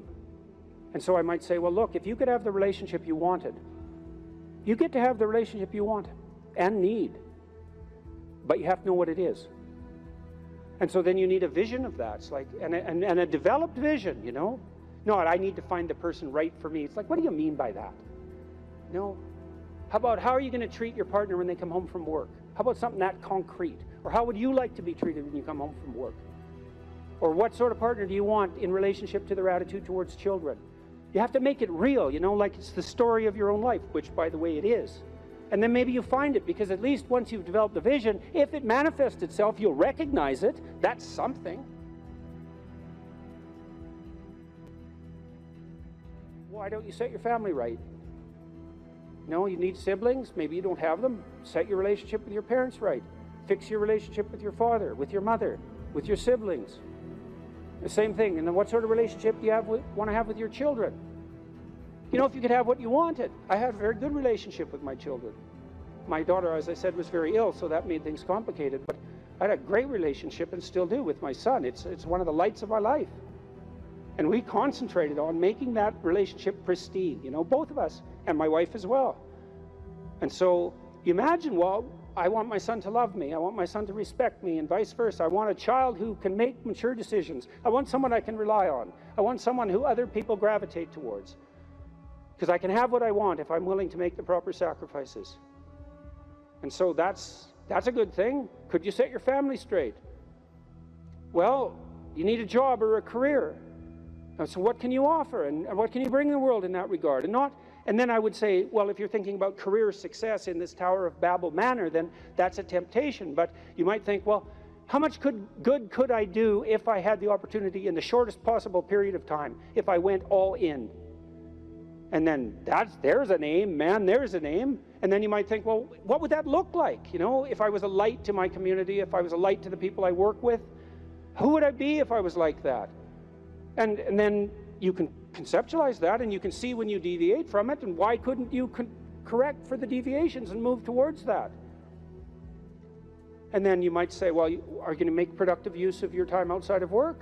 Productive and generous use of your time? Productive, generous, and meaningful use of your time. How about that? You're going to control your susceptibility to temptation, regulate your alcohol and drug use, because alcoholism takes out lots of people. Regulate your sexual temptation. You can control yourself for some reason that's worth controlling yourself for. You know, because there's something to being sybaritic. There's at least the momentary pleasure. It's not nothing. And you're not going to sacrifice that, if you have any sense, unless you sacrifice it to something clearly better.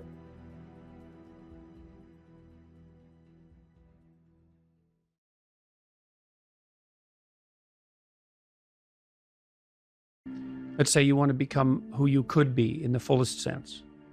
So let's say you're someone who's going to solve some serious problems. Okay, the first thing you have to do is admit to the seriousness of the problems. That's no joke. And so the first thing is just the terror of the problem itself. And that's enough to paralyze you, right? And that's the Hydra, that's the Gorgon with the head of snakes. It'll paralyze you and turn you to stone. That's the basilisk in the Harry Potter series. Mm-hmm. You look at it and it turns you to stone, and lurks underneath everything, right? And it's malevolence and tragedy. And so there's that. And then the next is, well, you're going to take responsibility for that? You're really going to do that, are you? That's a hell of a load, man. And so it's daunting to even consider that. And then there's the discipline and responsibility that necessitates, which is also daunting. like, oh my God, the problem's that serious. I'm really going to have to get my act together in order to not contribute to it, much less solve it. And so the problem is terrible, and then the solution is daunting. But the upside of that is like, well, there isn't anything better to have than a problem that's worth solving, like that's really worth solving, right? And so the more of that you take on, the more you have a reason to get out of bed in the morning, no matter what. Like, I'm getting up, I'm trudging forward. Doesn't matter what I'm suffering from. I've got things that need to be done. They're necessary. And that gives you that sense of purpose that is the antidote to bitterness. Okay, well, let's say you want your life to be meaningful. It's like, okay, then what you do matters. It actually matters. Or how starting to clean up the room changed their life. That's quite fun because it's something I always tell people to do instead of going out and protesting. Jesus, I just can't stand Cleaning up that. the room? Yeah. Meaning? Well, my sense is that if you want to change the world, you start from yourself and work outward, because you build your competence that way. It's like, I don't know how you can go out and protest the structure of the entire economic system if you can't keep your room organized. Well, I made a video call, which was called Message to Millennials, where it was called How to Change the World Properly. A bit of it on the pretentious side, I suppose, but I was trying to produce something that was a counterposition to this idea that what you should do is go out and fix up other people. You know, that's just not right. And there's a New Testament line about that, something about, you know, not worrying too much about the log in your neighbor's eye, or about the speck in your neighbor's eye when you have a log in your eye. What would the world be like if people stopped avoiding the things they knew they should do? You know, because the question is, how much are we contributing to the fact that life is an existential catastrophe and a tragedy? How much is our own corruption contributing to that? That's a really worthwhile question. The things you leave undone because you're angry, you're resentful, you're lazy, you have inertia. Well, you consult your conscience and it says, well, you know, that place over there could use a little work. It's the same as working on yourself, and so you clean that up because you can. And then things are a little clearer around you. And you're a little better off because you've practiced a bit, and so you're a little stronger, and then something else manifests itself and says, well, maybe you could like take a crack at fixing me up too. So you decide to do that, and then that gets a little bit more pristine, you know, and soon, and it's humble because you're not exceeding your domain of competence. You know, it's like, don't be fixing up the economy, 18-year-olds. You don't know anything about the economy. It's a massive, complex machine beyond anyone's understanding, and you mess with it at your peril. So, and can you even clean up your own room? No. Well, you should think about that. You should think about that. What could you do to improve yourself? Well, let's step one step backwards. The first question might be, why should you even bother improving yourself? And I think the answer to that is something like, so you don't suffer any more stupidly than you have to. And maybe so others don't have to either. It's something like that. You know, like there's a real injunction at the bottom of it. It's not some casual self-help doctrine. It's that if you don't organize yourself properly, you'll pay for it, and in a big way, and so will the people around you. Now, and you could say, well, I don't care about that, but that's actually not true. You actually do care about that, because if you're in pain, you will care about it. And so you do care about it, even if it's just that negative way, you know. It's very rare that you can find someone who's in excruciating pain who would ever say, well, it would be no better if I was out of this. It's sort of, pain is one of those things that brings the idea that it would be better if it didn't exist along with it. It's incontrovertible. So you get your act together so that there isn't any more stupid pain around you than necessary. Well, so then the question might be, well, how would you go about getting your act together? And the answer to that, and this is a phenomenological idea too, it's something like, look around for something that bothers you and see if you can fix it. So now you think, well, let's say you go into you can do this in a room. It's quite fun to do it just when you're sitting in a room, like a room, maybe your bedroom. You can sit there and just sort of meditate on it and think, okay, if I wanted to spend 10 minutes making this room better, what would I have to do? And you have to ask yourself that, right? It's not a command, it's like a genuine question. And things will pop out in the room that you know, like there's a stack of papers over there that's kind of bugging you, and you know that maybe little order there would be a good thing, and you know you haven't there's some rubbish behind your computer monitor that you haven't attended to for like 6 months, and the room would be slightly better if it was a little less dusty and the cables weren't all tangled up the same way. And like, if you allow yourself just to consider the expanse in which you exist at that moment, there'll be all sorts of things that'll pop out in it that you could just fix. And you know, I might say, well, if you were coming to see me for psychotherapy, the easiest thing for us to do first would just be to get you to organize your room. You think, well, is that psychotherapy? And the answer is, well, it depends on how you conceive the limits of your being. And I would say, start where you can start. You know, if something announces itself to you, which is a strange way of thinking about it, as in need of repair, that you could repair, then, hey, fix it. You fix 100 things like that, your life will be a lot different. You know, I often tell people too, fix the things you repeat every day, because people tend to think of those as trivial, right? You get up, you brush your teeth, you have your breakfast, you know, you have your routines that you go through every day. Well, those probably constitute 50% of your life. And people think, well, they're mundane, I don't need to pay attention to them. It's like, no, that's exactly wrong. The things you do every day, those are the most important things you do. Hands down. All you have to do is do the arithmetic. You figure it out right away. So 100 adjustments to your broader domain of being, and there's a lot less rubbish around and a lot fewer traps for you to step into. And so that's in keeping with Jung's idea about erasing once you've got your mind and your emotions together, and once you're acting that out, then you can extend what you're willing to consider yourself and start fixing up the things that are part of your broader extent. Now, sometimes you don't know how to do that. So you might say, imagine you're walking down Bloor Street and there's this guy who's like alcoholic and schizophrenic and has been on the streets for 10 years. He sort of stumbles towards you and, you know, incoherently mutters something. That's a problem. And it would be good if you could fix it, but you haven't got a clue about how to fix that. You just walk around that and go find something that you could fix, because if you muck about in that, not only is it unlikely that you'll help that person, it's very likely that you'll get hurt yourself. So, you know, just because while you're experiencing things announce themselves as in need of repair doesn't mean that it's you right then and there that should repair them. You have to have some humility. You know, you don't walk up to a helicopter that isn't working and just start tinkering away with it.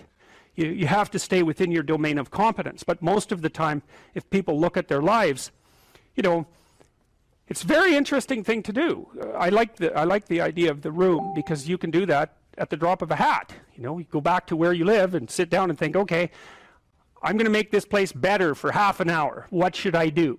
And you have to ask. And things will just pop up like mad. And it's partly because your mind is a very strange thing. As soon as you give it a name, a genuine aim, it'll reconfigure the world in keeping with that aim. That's actually how you see to begin with. And so if you set it a task, especially, you have to be genuine about it, which is why you have to bring your thoughts and emotions together, and then you have to get them in your body so you're acting consistently. You have to be genuine about the aim, but once you aim, the world will reconfigure itself around that aim, which is very strange. And it's technically true. You know, the best example of that, you have all seen this video where you watch the basketballs being tossed back and forth between members of the white team versus the black team, and while you're doing that, a gorilla walks up into the middle of the video and you don't see it. It's like, you know, if you thought about that experiment for about 5 years, that would be about the right amount of time to spend thinking about it, because what it shows you is that you see what you aim at. And that, man, if you can get one thing through your head as a consequence of even being in university, that would be a good one. You see what you aim at. And so, because one inference you might draw from that is, be careful what you aim at, right? What you aim at determines the way the world manifests itself to you. And so if the world is manifesting itself in a very negative way, one thing to ask is, are you aiming at the right thing? Now, you know, I'm not trying to reduce everybody's problems to an improper aim. People get cut off at the knees for all sorts of reasons. You know, they get sick, they have accidents. There's a random element to being, that's for sure. And so you don't want to take anything, even that particular phrase, too far. You want to bind it with the fact that random things do happen to people, but it's still a great thing to ask. If you're thinking about your past, what it means is you haven't analyzed the causal chains. Because you might say, well, why do you remember your past? Well, you might say, well, it's in order to have an objective, record of the past. It's like it has nothing to do with that. There's only one reason you remember the past, and that's to be prepared for the future. That's why you remember the past. And so what you're supposed to do is take the past and extract out from it wisdom. And wisdom is the ability to avoid stumbling blindly into ditches. Here's a time in my past I stumbled blindly into this horrible ditch and terrible things happened to me. You need to take that apart. You need to figure out, how was it that events conspired with your participation, voluntarily or involuntarily, so that that terrible consequence emerged. You need to know why that happened and how you could react differently in that situation. And as soon as you do that, your brain will leave it alone. It won't obsess you about it anymore, because the anxiety-producing parts of your brain are basically trying to tell you where there are obstacles in your environment. Don't go there, there's fire. Maybe you could master the fire, right? Then you're a wielder of fire, you're not just a victim. And lots of situations are dangerous or not dangerous depending on your level of mastery, right? Life is like that. And so a negative emotion that's associated with a memory is something that's crying out for mastery, and writing can really help with that. You're reorganizing your brain when you write autobiographically. Imagine memories can be stored at different levels of your brain, from sort of primordial, reptilian, image-laden areas that are very emotional, up to finely articulated plans for your future life. Well, you want to take everything that's negative and emotional and transform that into a fully articulated vision for your future. And that frees you of your past. You shouldn't be thinking about your past. I mean, maybe if you're 80 and you're going over a well-spent life, that's a whole different thing. But if you're 30, 35, or 20, and most of the time you're thinking about your past, it's like your soul is trapped back there. You need to free it through investigation. And the metaphysical language is appropriate, because that is, in a sense, what you're doing. You're trapped in the past. It's like you got to break free of that so you can use all your resources to move ahead into the future.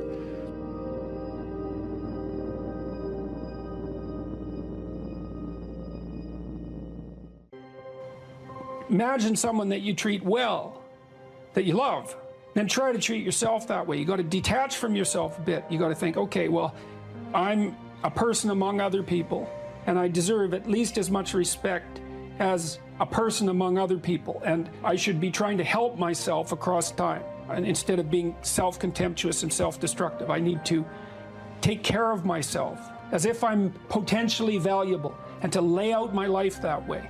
And so that's what that chapter is about. And it's hard for people, they don't take care of themselves as well as they should. And I don't mean, take care of yourself. I mean, that isn't what I mean. It's like, it's not a moralistic attack.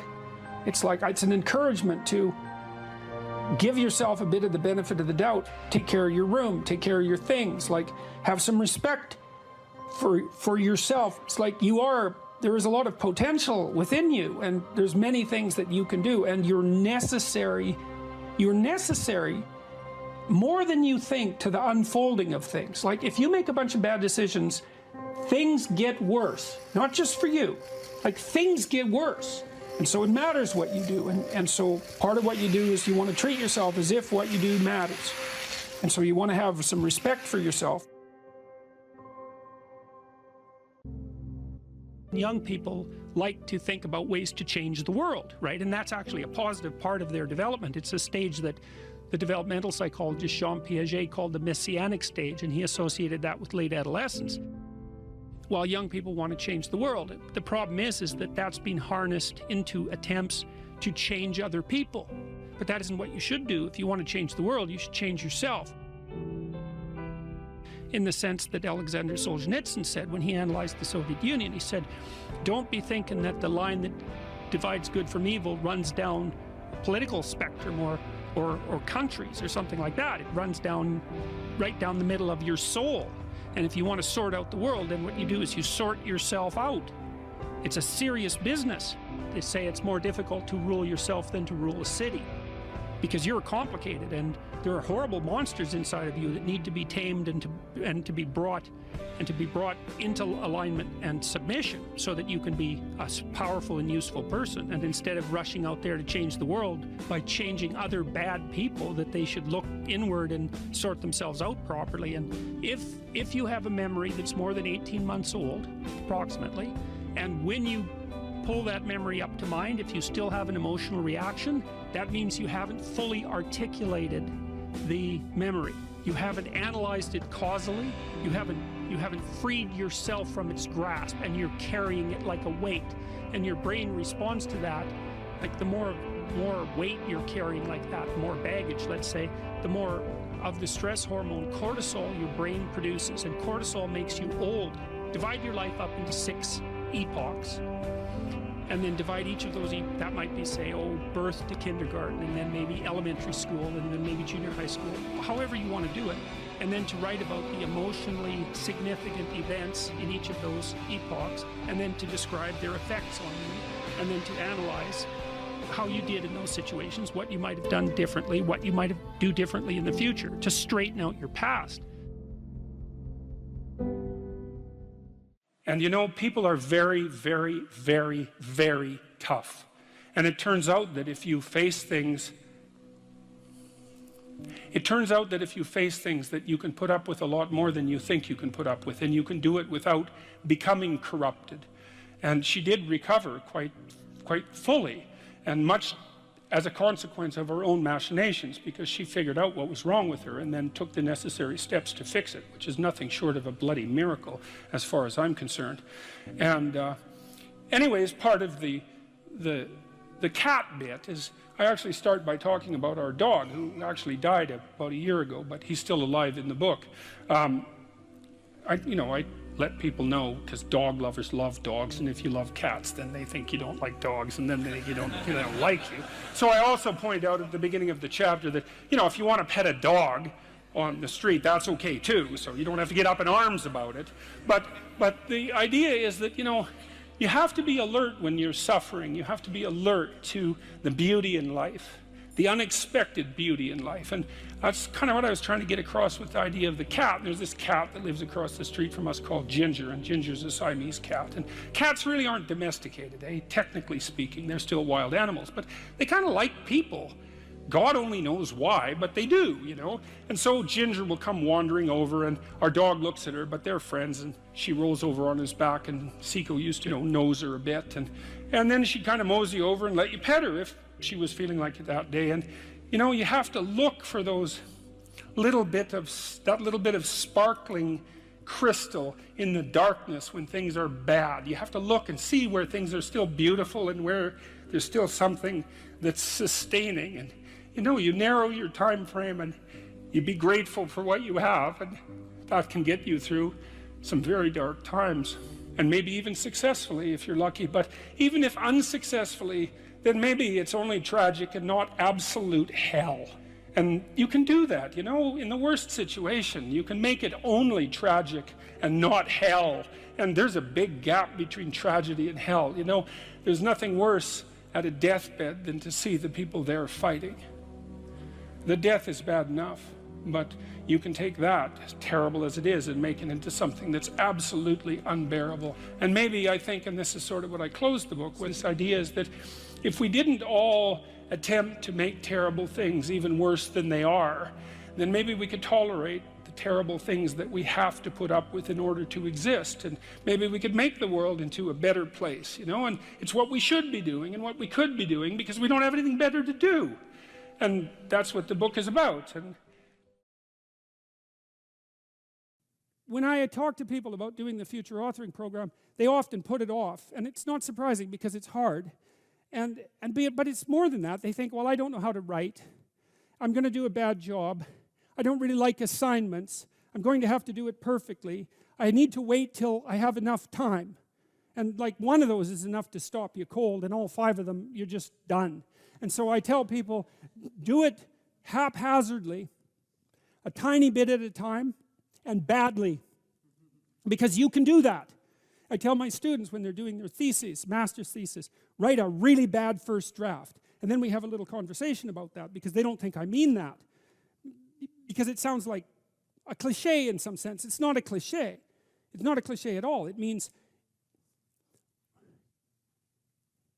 you're a terrible writer, but if someone put a gun to your head and said, you have to have your 100-page thesis done by next Monday, or I'll shoot you, but I don't care how terrible it is, you would sit down and write it.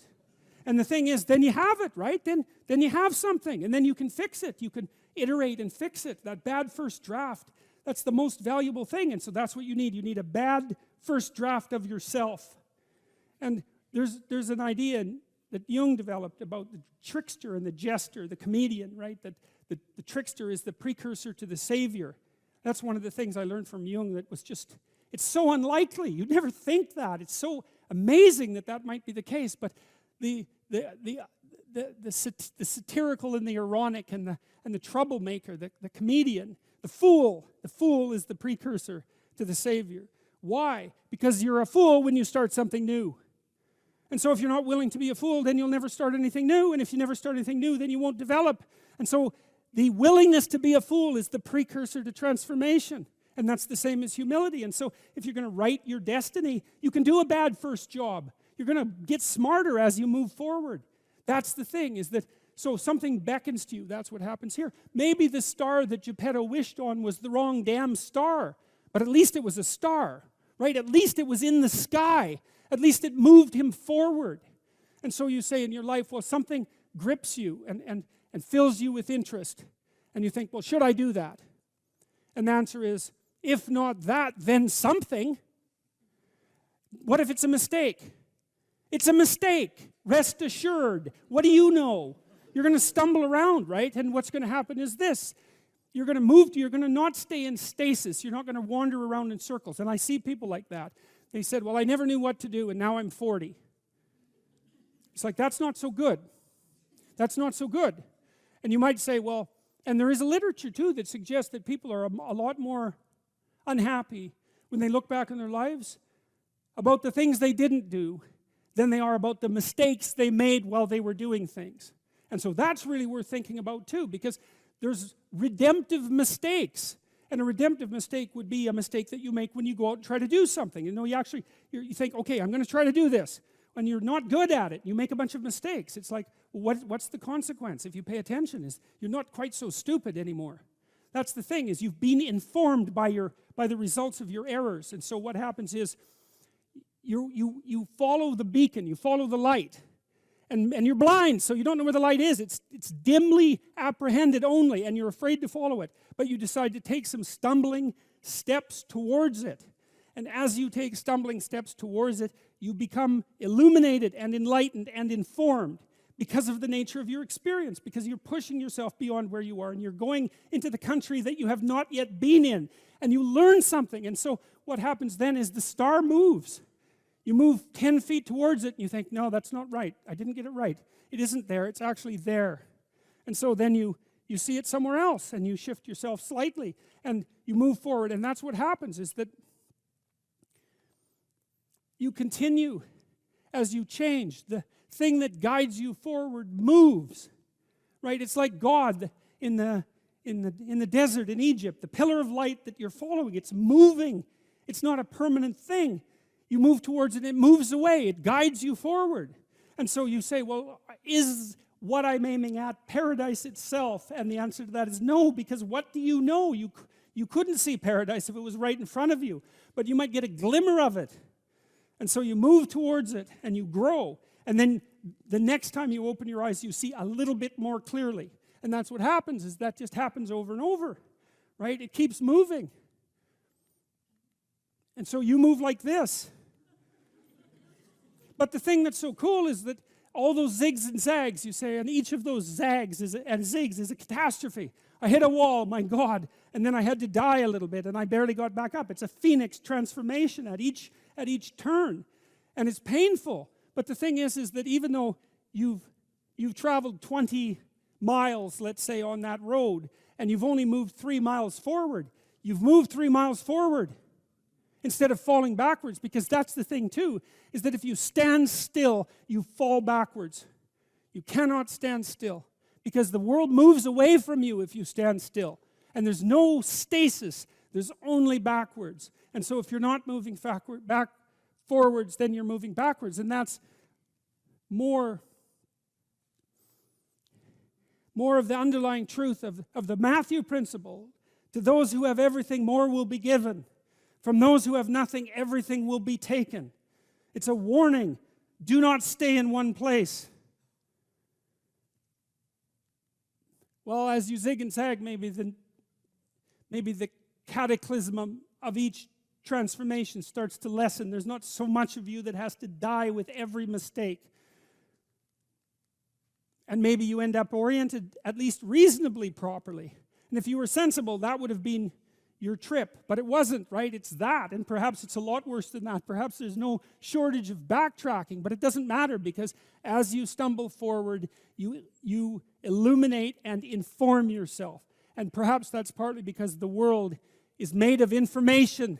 And if you encounter it and tangle with it, then it informs you. And then you become informed. And then you're in formation. And then you're ready. I don't know if you can be less afraid of death exactly. But I think that here's a hypothesis, and this is a Socratic hypothesis. I write about this in my book too, by the way. Maybe if you live your life thoroughly, right? You take use of the advantages, make use of the advantages that are put in front of you, make use of your talents, say yes to things, tell the truth, like stand up and get at it. Assuming that you can do that, you know, because some people are very ill and hurt, but assuming you can do that, I think the only way to combat fear of death is to live fully. And I think that might actually work. I kind of wonder, I've talked about this with my father too, who's getting pretty old. You know, I've asked him if, for example, if he could be transformed back into an 18-year-old, knowing what he knows now, would he do it? And he was ambivalent about that. You know, he didn't say no, but he didn't say yes. And we talked about this idea that if you lived your life fully, you know, maybe that would be good enough. Because, you know, I loved having kids, but I don't feel that I would have kids again, you know, because in some sense I've already done that. And so maybe there's a set number of adventures that you have to go on in your life. Let's say you have to be married, you have to have kids, you have to have a career, you have to have friends, you have to have something useful to do with your time outside of work. Those are all things that are covered in the future authoring program, by the way. Maybe if you do all those, it's like that's good enough. You've had your life and that's enough. I mean, I don't know. 10 years ago I thought, you know, if I could extend my life radically, then I would. And I'm not so sure about that now that I'm 55, you know, I'm getting older. I kind of have a suspicion that you might come to an end, you know. That's what it looks like. I mean, I don't want that to be soon, but maybe you exhaust yourself in your life, you know, maybe you can, so that there's nothing left of you, really. Do you worry that your fame traps you into the person that you were before? Yeah, well, Elvis became an Elvis impersonator by the time he died. Yeah, do you fear that you have become a Jordan Peterson impersonator? Do you fear of, in some part, becoming the famous suit-wearing, brilliant Jordan Peterson? The certainty in the pursuit of truth, always right. I think I worry about it more than anything else. I hope I do. I better. Has fame to some degree, when you look at yourself in the mirror, in the quiet of your mind, has it corrupted you? No doubt, in some regard. I mean, it's a very difficult thing to avoid, you know, because things change around you. People are much more likely to do what you ask, for example, right? And so that's a danger, because one of the things that keeps you dying properly is that people push back against you optimally. This is why so many celebrities spiral out of control, especially the tyrannical types that, say, run countries. Everyone around them stops saying, yeah, you're deviating a little bit there. They laugh at all their jokes. They open all their doors. They always want something from them. The red carpet's always rolled out. It's like, well, you think, wouldn't that be lovely? It's, well, not if the red carpet is rolled out to you while you're on your way to perdition. That's not a good deal. You just get there more efficiently. And so one of the things that I've tried to learn to manage is to have people around me all the time who are critics, who are saying, yeah, I could have done that better, and you're a little too harsh there, and you're alienating people unnecessarily there, and you should have done some more background work there. And I think the responsibility attendant upon that increases as your influence increases. And as your influence increases, then that becomes a lot of responsibility. You know, and then maybe have an off day. And well, here's an example. I've been writing some columns lately about things that perturb me, like the forthcoming famine, for example. And it's hard to take those problems on. It's difficult to take those problems on in a serious manner, and it's frightening. And it would be easier just to go up to the cottage with my wife and go out on the lake and watch the sunset. And so I'm tempted to draw on anger as a motivating energy to help me overcome the resistance to doing this. But then that makes me more harsh and judgmental in my tone when I'm reading such things, for example, on YouTube, than might be optimal. Now, I've had debates with people about that, because I have friends who say, no, if you're calling out the environmentalist globalists who are harassing the Dutch farmers, then a little anger is just the ticket. But then others say, well, you know, you don't want to be too harsh because you alienate people who would otherwise listen to you. It's like, that's a hard balance to get right. But also maybe anger hardens your mind to where you don't notice the subtle, quiet beauty of the world. The quiet love that's always there, that permeates everything. Sometimes you can become deeply cynical about the world if it's the Nietzsche thing. Yeah. Battle not with monsters, lest ye become a monster. Yeah. And if you gaze into the abyss gazes also into you. Right. But I would say, bring it on. Right? Because that's why I also say, knowing that he's absolutely right, but if you gaze into the abyss long enough, you see the light, not the darkness. Are you sure about that? I'm betting my life on it. Yeah, that's a heck of a bet.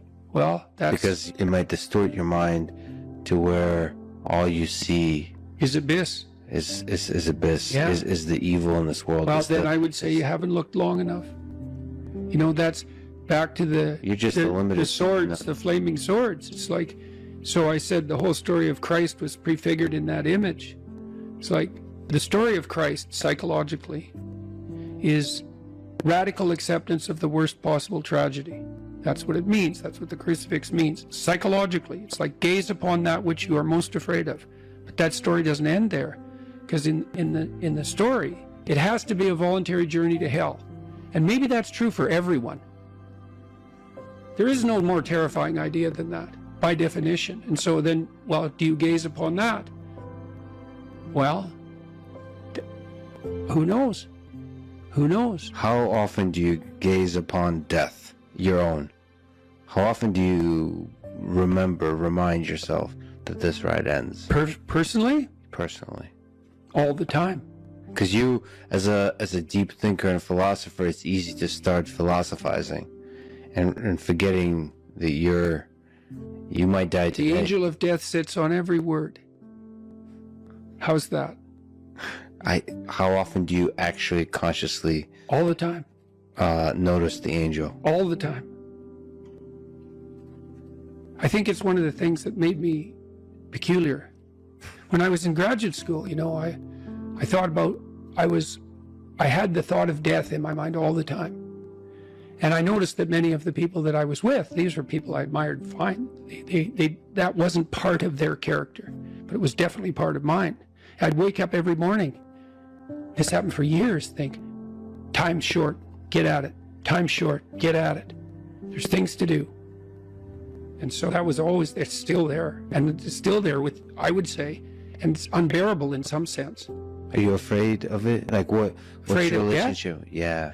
You know, I was ready to die a year ago. And not casually. I had people I loved, you know. So no, I'm not very worried about me, but I'm very worried about making a mistake. Yeah. I heard Elon Musk talk about that a couple of months ago. It was really a striking moment. Someone asked him about death, and he said, just offhand, and then went on with the conversation. He said, that'd be a relief. And then he went on with the conversation. And I thought, well, you know, he's got a lot of weight on his shoulders. I'm sure that part of him thinks, it'd be easier just if this wasn't here at all. Now, he said it offhand, but it was a telling moment in my estimation. So for him, that's a why live question. Hmm? The exhaustion of life. Yeah, If you call it life is suffering, but Yeah. the hardship. I'm more afraid of hell than death. You're afraid of the thing that follows. I don't know if it follows or if it's always here. And I think we're going to find out. What's the connection between death and hell? I don't know. And I don't know. I don't know. Is there something that needs to be done before you arrive? You're more likely to die terribly if you live in a manner that brings you to hell.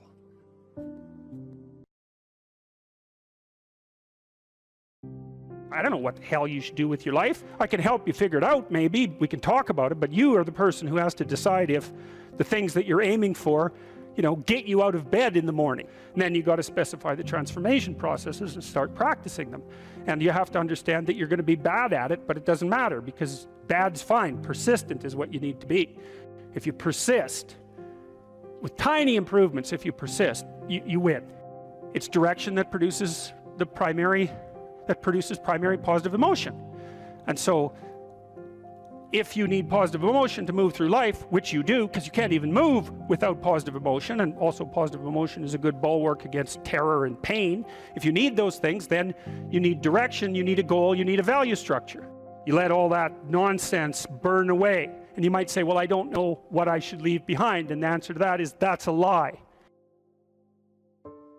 All you have to do is ask yourself, you'll come up with a list instantly of 100 stupid things that you're doing that you know you could stop doing. Take on the consequences of error and learn from it, and then you win constantly, because even if something goes sideways, you think there's something to be derived from this.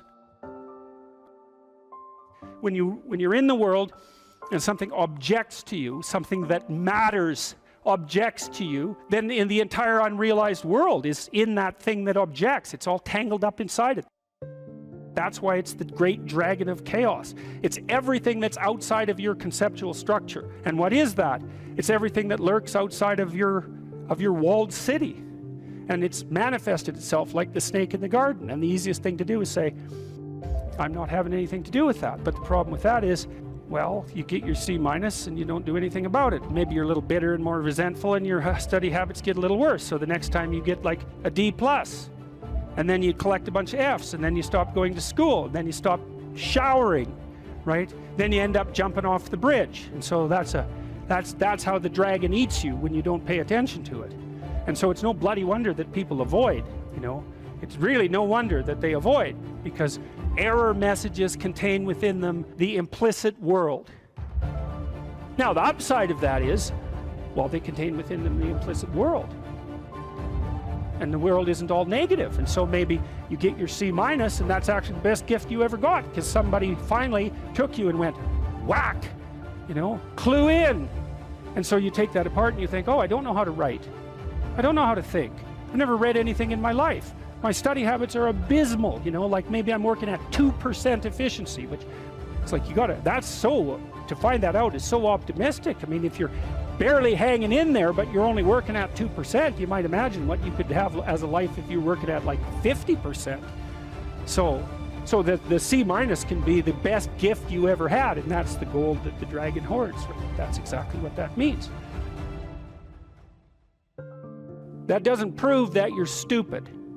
Now it implies that you might be stupid, but it doesn't, right, really, it does, and that's why you don't want to look at it. Maybe it implies that you're lazy, or implies that you're ignorant, or like it implies all sorts of terrible, but you don't want to leap to that, and that's sort of the proclamation of innocence before guilt. You are the thing that is, and you're the thing that becomes, and you should put the thing that becomes at a higher place than the thing that is. That means you also have to allow yourself to shake off those things about you that you might be pathologically attached to, habits and people for that matter, ways of thinking, all of those things. You have to allow yourself to shake those off, and that's more like a burning. That's why the phoenix is the symbol that it is, right? It's old and it deteriorates, it bursts into flame, and then it's reborn. It's like, well, do you want to be reborn? It's like, well, that's not the question. The question is, do you want to burst into flame? And the answer to that generally is no, but that's the wrong answer. The right answer is you let all that nonsense burn away. And so then you look at the micro routines. It's okay, well, I got a C- in this course. Maybe I should study for that course 15 minutes more a day for the next 3 months. And then you ask yourself, do you think you could do that? No, I'm too useless. Okay, how about 15 minutes every second day? You think you could do that? You put it in your schedule, like 15 minutes every second day in the morning. And that's, well, you think, well, what's wrong with me? Well, I'm not very good at managing my study schedule. That's not quite down here at the behavioral level, but it's pretty close, because what you can take an action. You can open up your schedule and you can say, well, I'll mark 15 minutes aside. Then you can practice doing that. It's pretty low level in the hierarchy. It means, well, you're still not a horrible person. You just got to polish up your work ethic. It's like, shut the hell up most of the time. But now and then you don't shut up because it's time to say something. You don't want to make unnecessary enemies, though. Well, you don't want to take yourself apart any more than is absolutely necessary. Develop some of the micro routines on the other side of the personality distribution. So if you're disagreeable as hell, maybe you could start learning how to do nice things for people. And that actually works, by the way. So if you take disagreeable people who are depressed and you get them doing nice things for other people, their depression tends to lift. But then by the same token, if you're agreeable, then you should practice doing some things for yourself and being more tough-minded in your negotiation. You know, you're extroverted. It's like, okay, man, learn to spend some time with yourself, right? You're low in openness. Well, try reading a book that's outside of your, your sphere of interest now and then. If you're conscientious, well, you should probably learn how to relax occasionally, and so forth. So you can, I think partly what you're doing as you're developing your personality is not moving the mean much, the average, where you're located, but you're extending the standard deviation so that you're a bigger bag of tricks than you were before. Life has got its rat's nest of miseries, and that's for sure. And maybe you could even make a categorical statement that life is mostly a rat's nest of misery. And you could make a pretty powerful argument for that. But then there's a counter question, which is, well, what if you tried not to make it any more miserable than it had to be, right? Then what would it be like?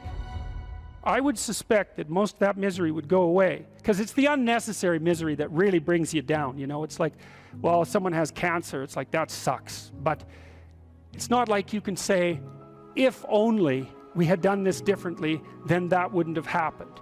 But when someone's out like torturing you in a malevolent way, or maybe you're doing the same, you can always ask yourself, well, is this really necessary? Is this just like a useless add-on to the miseries of life? That's what disheartens people. And so even in your own life, if you aren't suffering from self-imposed misery, and you're only suffering from inescapable misery, maybe you could handle that, and even maybe without becoming irredeemably corrupt. So the goal would be, well, yeah, life is a rat's nest of miseries, and maybe it has no ultimate meaning. We could say that if we're feeling particularly pessimistic, but it still leaves one question open, which is, if you didn't do everything you could to make it worse, how good could you make it be? And the least answer is, well, it could be tragedy, but maybe not hell.